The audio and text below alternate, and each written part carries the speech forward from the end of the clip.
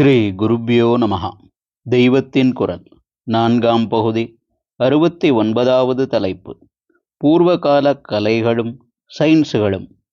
இப்படி போக போக உபாசனா மார்க்கம்தான் வித்யை என்பதும் விரிவடைந்து இப்போது நாம் சொல்கிற அர்த்தத்தில் அநேக ஆர்ட்டுகளும் சயின்ஸுகளும் ஏற்பட்டு இவையும் வித்யை என்று பெயர் பெற்று குருகுலங்களில் கற்பிக்கப்படலாயின.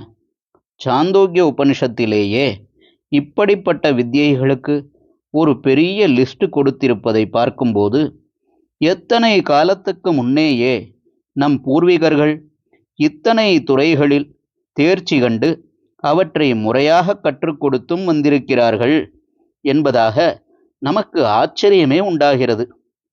அநேக வித்யைகளை கற்றும் ஆத்ம ஞானத்துக்கு அபியாசம் பண்ணாததால் நிறைவு காணாமல் ஏதோ ஒரு ஏக்கம் பிடித்து கிளேசப்பட்டு கொண்டிருந்த நாரதர் தாம் படித்த வித்யைகளின் பெயர்களை சனத்குமாரரிடம் சொல்வதாக அந்த உபனிஷத்தில் வருகிறது.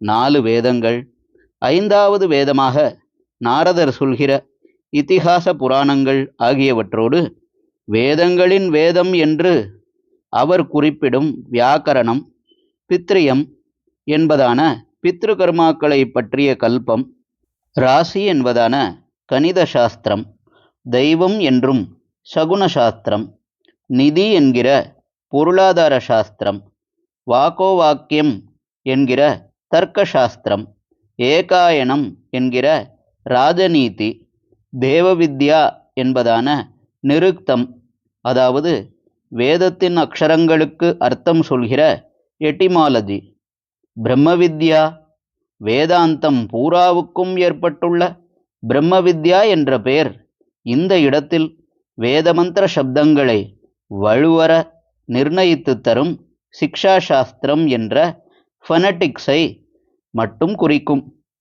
பூதவித்யா என்னும் ஜீவ ஜந்துக்களை பற்றியதான பயாலஜி, க்ஷத்ர வித்யா என்பதான க்ஷத்ரியர்களுக்குரிய யுத்த சாஸ்திரம், அஸ்ட்ரானமி அஸ்ட்ராலஜி ஆகிய இரண்டும் சேர்ந்த நக்ஷத்திர வித்யா, விஷங்களை முறிக்க வழி சொல்லித்தரும் சர்ப்ப வித்யா, தேவஜன வித்யா அதாவது உச்சாணி தேவர்களுக்கும் நம்மை போன்ற மனுஷ்ய ஜாதிக்கும் இடையிலேயுள்ள தேவஜனங்களுக்கான கந்தர்வர்களுக்குரிய சங்கீத நாட்டிய நாடக சில்ப சித்திரக்கலைகள் என்று இப்படி அநேக கோர்ஸுகள் படித்ததாக நாரதர் சொல்கிறார்.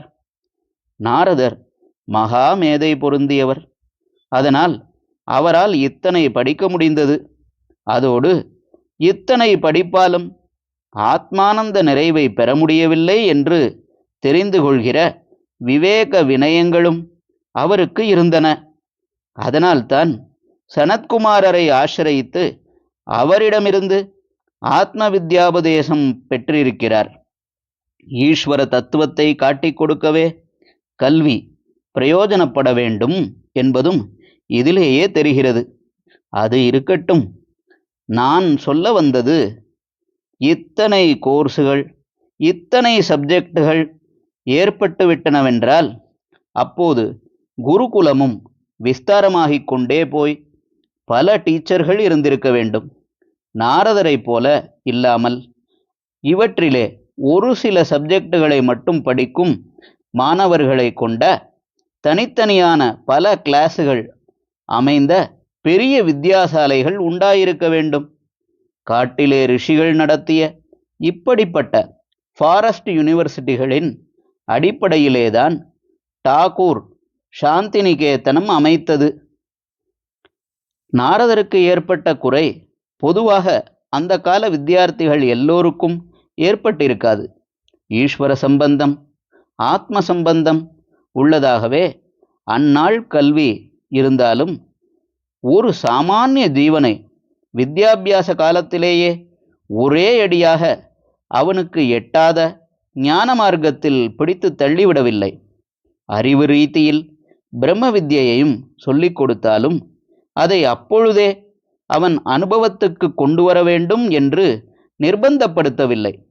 படிப்பு முடிந்த பிறகு அவன் கல்யாணம் கார்த்திகை பண்ணிக்கொண்டு குழந்தை குட்டிகளை பெற்று இல்லற வாழ்க்கையை நன்றாய் நடத்தி பழைய கர்மாக்களை தீர்த்து கொண்டும் தனக்கான கர்மாவை பண்ணியும் சித்த பரிபாகம் பரிபக்குவமடைந்து அப்புறம்தான் சந்நியாசியாகி ஆத்ம விசாரம் செய்ய வேண்டுமென்பதே வேதசாஸ்திர வழி.